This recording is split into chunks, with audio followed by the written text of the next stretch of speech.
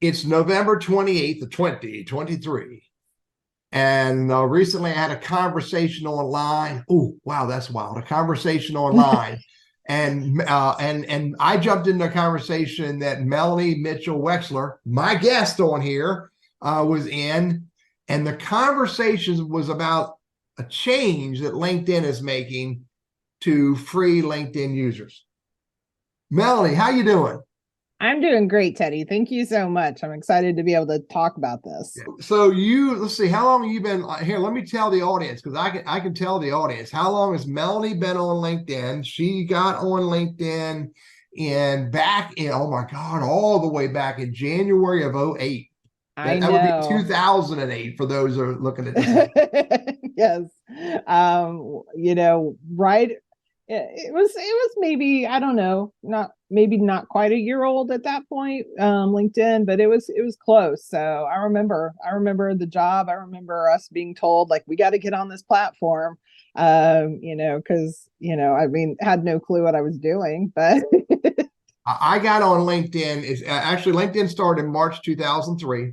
I okay. got on LinkedIn in mid 2004. And Melanie, I created my account and I looked at it and played around with it. I'm like, I don't get this. Click, click, click, delete. And 2004. 2005, I got back on because I took a sales job and I got back on. I kind of got it. I started to click. But somewhere along the way in late 2007, I did something stupid or something blew up. I blame it on the internet. And my LinkedIn profile went away. My account went away. And Wow. I had to get back on in 2008. And fortunately, back in those days, you could download your contacts with their email addresses. Yes, with the email address. I do So, remember so, that. so I sent an email out and go, oh my God, I broke my account. Please join me again. And got back on and kept going. Yeah. So, Yes. uh, So yeah, it's a yeah. love hate relationship. It definitely, about a year ago, just a little over, it was Halloween of last year. I had been in LinkedIn jail for, that's a whole other story. But I got out of, I'm technically, what I like to say, I'm on probation for life, according to LinkedIn. So I do want to say, LinkedIn gods that are watching, everything that I'm about to say is all in good. Is to help the platform. I'm still being a good LinkedIn citizen, and I always try to do good. So Hang on a minute. Did you hear that, guys? so I just Okay, so I gotta preface that, since I'm on probation for life, and so I, on the other hand, don't care. But I anyway, know Tay's like, I don't care. all right, so let's talk about the issue at hand. The issue at hand, whatever the heck that means, is that LinkedIn is now restricting the number of LinkedIn invites that you can send if you're a free user with a personal note, which it might be 10, but I did a test the other day. I was able to send out 22. Okay. I said it wrong. Let me say this again so I don't get in trouble. I helped a friend of mine who has a free account send, I thought she was able to send 22 out with before she got hit with, oops, you got to pay to send a note now. Yes. Um, so that's the challenge. The fact that LinkedIn is restricting the number of LinkedIn invites you can send with a personal note unless you pay. Now let's talk about two things. Number one, what are our opinions of that? And then number two, let's talk about alternatives that can help us counteract that. Right Counter word? Yeah. respond. Yeah. Yeah. Overcome. Yes, overcome that challenge. Yeah. All right, Melanie, what is your opinion of losing that? Yeah. So know that I come from this as a former recruiter who has used this platform to help identify people for potential employment. I now, as a career coach, I work with people to help, and I use this platform to encourage people to connect and build relationships. So I am not thrilled with this by any stretch of the imagination, because I think it truly limits our job seekers, who a lot of them may have been unemployed. And truthfully, I get it. I get from big corporation, we're here to make the money. So let's push everybody to premium. I get that. Okay. And I understand big business. That being said, when people are unemployed, people are facing layoffs, the thought of paying a premium to help them land a position doesn't seem very right to me. I think it's very short-sighted. Yeah. And I'm with you. Job seekers typically don't pay for LinkedIn. Job seekers are on LinkedIn to make the right kind of connections, to get the right kind of conversations. And this makes it a little bit tougher on them. And I understand that. And I agree with that perspective. Let me share with you what I think of this.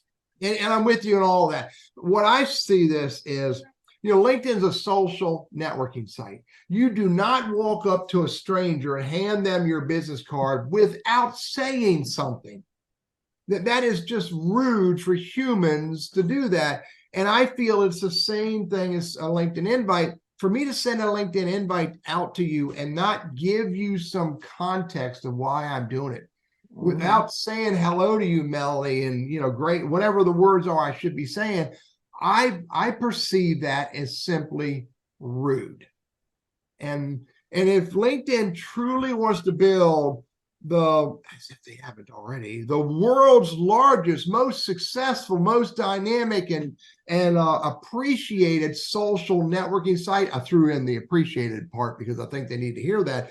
If they want to build something that is appreciated by all, let's make the social engagement as rich as we can, and taking away the personal note diminishes that goal. Did I say that right? I think I did. You said that. I think that you hit the nail on the head. Absolutely. Because in the world that we're living in with spam messages and, bots or no bots, I mean, I don't know, halftime if it's a real person or not, whatever. We're just encouraging more of that behavior. And, and it's like, I think we're all in alignment that we don't, I think, for all our differences in the world, I think we can all agree that, for the most part, I haven't really found too many people that are like, oh yeah, I love getting those spammy DMs.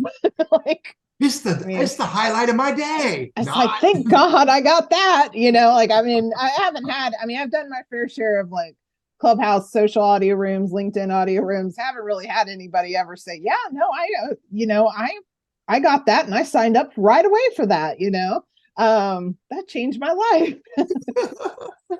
All right, but I'm looking for you, so I'm waiting.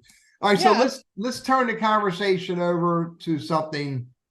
What ideas do you have that could help the free LinkedIn members overcome this new restriction so they could network as, if not more, effectively? So I think when I look through this as a lens, whether you're a business owner like myself, whether you are a job seeker, professional looking to advance their career, you got to be strategic. You got to be super strategic on this. You can't just be, I think a lot of people from networking or building relationships, it's like, I'm going to throw out the net and see what I get. Okay. It may work and you may get one or two that are actually in your wheelhouse. So I think you have to be strategic. You have to start with understanding, one, have your brand really succinct and really precise, and then go out and start engaging. For me, I love to engage on other people's posts. And that's been the game changer for me. Like personally, once I changed kind of this idea of just throwing content out there and hoping for the best, which is kind of like the fishing, throw the net out in the ocean strategy. Once I got really strategic about my engagement and I started engaging, whether it's with other career coaches, LinkedIn news articles, I was going to where my audience was. Yeah. And then what was happening was they are coming to my profile, they're checking me out, they're sending me messages. I saw you comment on this. I would be interested. I'm looking to hire somebody. I want my resume done, whatever it is. Now they're starting to reach out to me. And no, and these people may never have, like, I wouldn't have known them otherwise. Yeah. You know, and so for me, that's the game changer. And I think in this world of social media, one thing I learned with LinkedIn, having, you know, as I mentioned, having spent some time in LinkedIn jail, is we're renters that can get evicted at any time. Yeah. And one of the things that we're learning now with some of the features that are kind of coming and going, and this being one of them, is that we don't control that. Yeah. But I'm going to be, you know, I don't think I'm being very bold to say, but we'll always be able to control engagement. Engagement will always be a piece of it because they want us to engage on their post. so they're not going to take that away. So that being said, that's where you got to go. If you can't just show up on this platform, create a great profile and apply for jobs and then go, okay, but it's still not working. People got to step up their games. Yeah, I'm with you. Engagement is critical. I often refer to it as the magic sauce of social media. Engagement. And engagement isn't throwing up all everybody with your post. Engagement is joining in on other people's conversations, but joining in a meaningful way, which is a minimum of 10 words per comment or reply. Yeah. So, all right, here's my tactic. Although I love to be able to send an invite with a personal note, which in total transparency I can because I pay $1 million a year for LinkedIn in my mind. Without it, it's not going to shut me down because this is my tactic. First of all, I never send an invite to someone who doesn't know who I am, ever. I don't, you know, and I don't know, since 2009 or 10, I stopped sending out invites to people who didn't know me because it's a waste of time. They don't know me. They're not likely to hit the accept button no matter. And most people, for the most part, it used to be said that most people don't even look at the notes because on mobile, they just hit the accept or decline button. So even though I still think it's the right thing to say, the right thing to do, because by the way, it starts the conversation. But without the note, here's what I do. Regardless of note, here's what I do. If I want to meet this dude named Brian, who I see is connected to my friend named Melanie, I'm not sending Brian an invite. First of all, I'm going to validate, does Brian actually spend any time on LinkedIn? And there's tactics to validate that. It's not hard. Secondly, I'm going to look and find the person that I know the best who's connected with Brian. And if it's Melanie, I'm going to call her, text her, maybe email her, maybe LinkedIn message her, and I'm going to ask her for help. I'm going to say, Melanie, do you know Brian well? Melanie, is Brian the right person for me to connect with? And Melanie knows what I do. Otherwise, she's not a good connection of mine.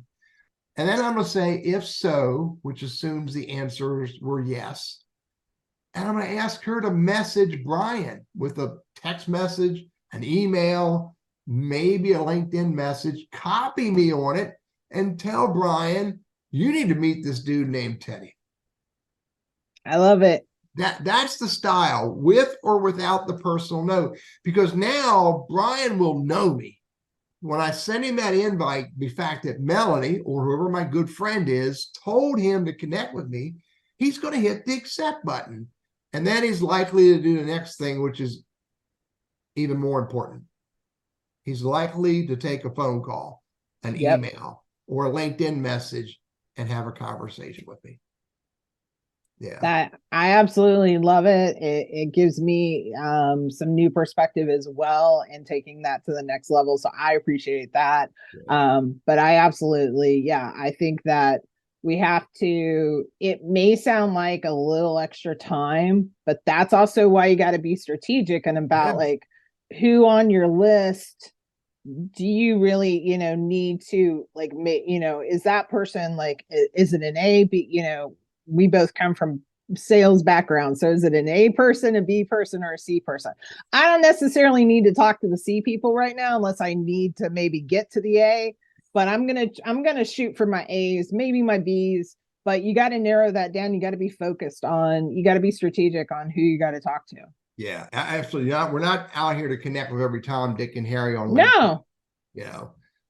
There's too many of them. But so Melanie, thanks for jumping in with me and sharing this. I mean, your tactic of engagement is critical, because when you engage, not only will they see your name and your profile, but they're also going to get a little bit of insight in how this woman thinks. And my tactic of asking for an introduction is, between the two, or a combination of the two, how that can move a name on the screen to a connection, to a conversation. And I don't care if you're looking for a job, or you're looking for that next contract, or whatever it is you're looking for, the combination of engagement and introductions can make it happen. Melanie, great to chat with you. Thank you very much. Thank you, Teddy. I truly appreciate it. Bye-bye.